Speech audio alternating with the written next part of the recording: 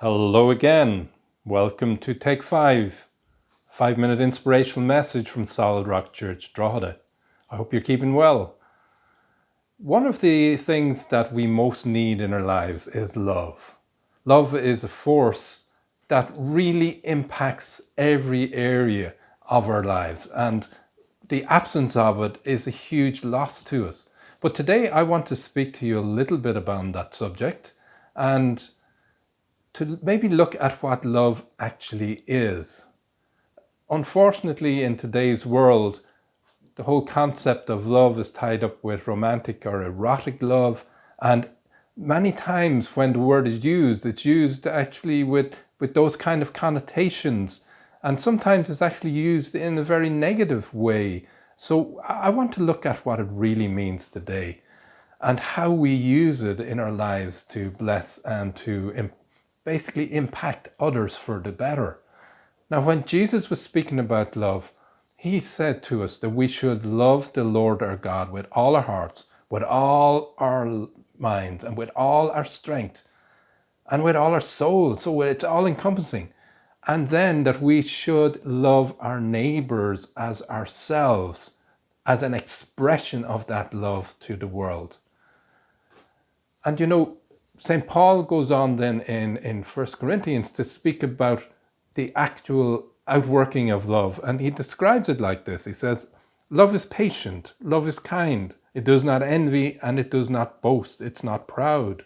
It's not rude. It's not self-seeking. It's not easily angered. It keeps no record of wrongs. Love does not delight in evil, but rejoices in the truth. It always protects, always trusts, always hopes, always perseveres, and it never fails. What a description. In seeking to understand the power of love and how it impacts our lives, I'm reminded of a fable that I heard as a young child, and it goes something like this. The wind and the sun were having a debate about who was the most powerful, who could exercise the most power and strength and influence, and decided to hold a competition.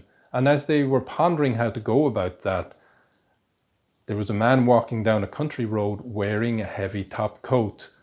And they looked at each other and said, okay, whoever can get this man to remove his coat is clearly the most powerful.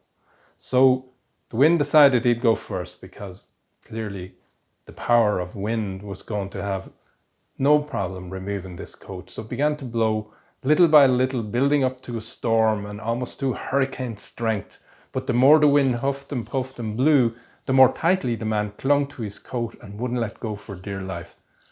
Eventually the sun stepped in and said, look, you've had your go, it's my turn. And little by little, gently began to beam down, and slowly, as the temperature rose and as the man felt more cozy and secure and warm, he began to unbutton the coat and eventually actually removed it. So what's been demonstrated here is that as we love somebody, as we care for them, as we nourish them, as we speak those words that bring healing and hope, that little by little the heart of the individual is unlocked and the barriers are removed and they open up to the person who expresses that love in such a profound way. And I think there's a lesson in this for us. Very often in our zeal to explain and to recruit, and that's the wrong word, but to evangelize to people and to let them know the love of God, we become very animated, and sometimes we become so passionate that it's almost like the wind blowing. And the more we begin to get involved in that way, people tightly hold on to what they've got because they feel pressurized.